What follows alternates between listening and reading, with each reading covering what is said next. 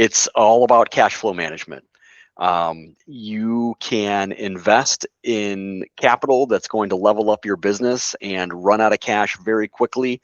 But from a P&L perspective, it shows that you're making money every month.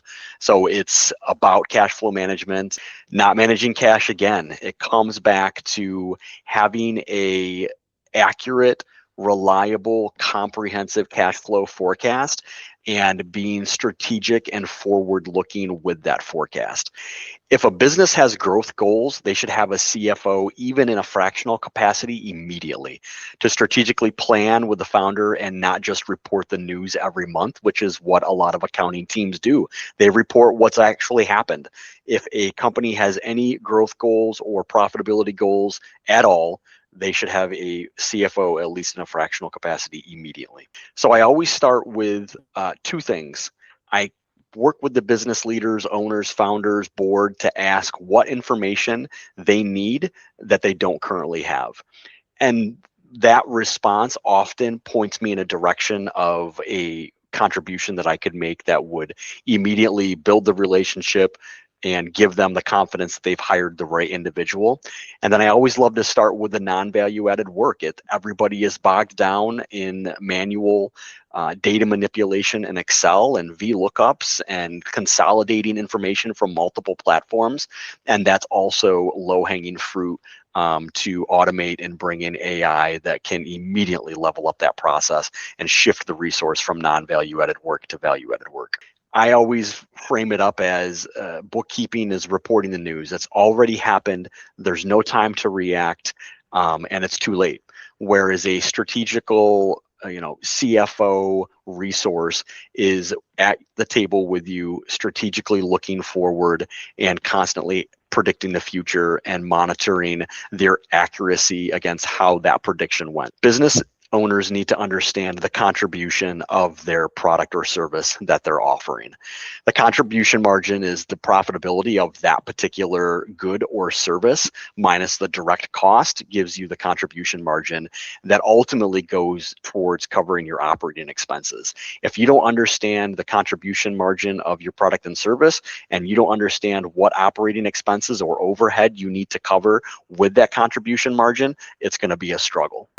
It's really by having a comprehensive cash flow model that looks at all of the cash inflows and outflows on a weekly basis if cash is tight, and definitely on a monthly basis up to 12 months on a rolling 12-month basis. You don't have any time to take corrective action. If you're always looking in the rearview mirror at what happened last month, you don't have any forward-looking predictions and you don't have any real-time information that can identify issues quickly and help you take corrective action quickly. Number one, do you have the cash to be able to fund whatever that activity is going to be? And number two, do you understand the market? Is it going to sell? Is there a demand for it? Are you going to be able to reach the market in time to be able to capitalize on the demand for that product? It's all about cadence and the importance of a cadence. If you don't have a process in place to review accounts payable, accounts receivable, the financial performance of your business, and all of the KPIs that are going to give you valuable information about the health of your business, then you're going to be flying blind. Cadence is super, super important to get the leadership team around the table, make sure everybody's aligned on what the numbers are telling them and the story behind it, so that you can all take whatever path forward that's going to help continue to level up the business. In my 20-year career, I've built up this toolbox that allows me to go into different client engagements and understand all of the challenges that they're going through and have empathy for what they're facing. I love being able to go into multiple clients, have a multiple client portfolio, and use my 20-year toolbox to help them solve their challenges, take that non-value added work and shift it towards added contributions. By building the trust immediately and showing empathy for what the business leaders and finance teams are facing, I think that's one of the biggest things that can help build that relationship and create the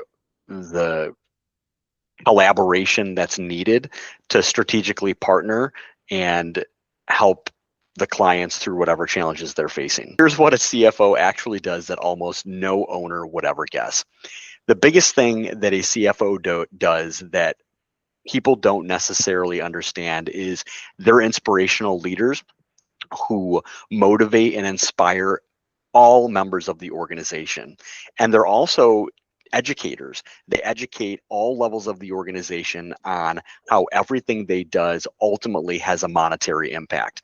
And people should understand, the team members should understand that fractional CFOs are approachable, and they are a resource that should be leveraged and approached for an education. You have to spend money in the right place strategically to make money. And in my experience, I've got a lot of manufacturing experience where I can give examples of, companies that had very rundown equipment that was really costing them more than it was making them, and did not want to invest in new machinery. It takes money in the right strategic places to make money, and business owners need to understand that. Yeah, I've been in government contracting for 16 years between the Department of Defense and Department of Labor. And it's definitely something that has been a highlight for me in terms of some of the projects and contributions that I've been able to make. Definitely has made me feel like I'm a part of something bigger, and I'm super proud of that. I think when clients hear that I've had my top secret clearance twice, it just instills or really helps exemplify my level of commitment to the business and the type of individual that I am. I wear my work on my sleeve. I'm a family man. I have 3 kids and a wife, and I am as honest as the day is long, my dad would say.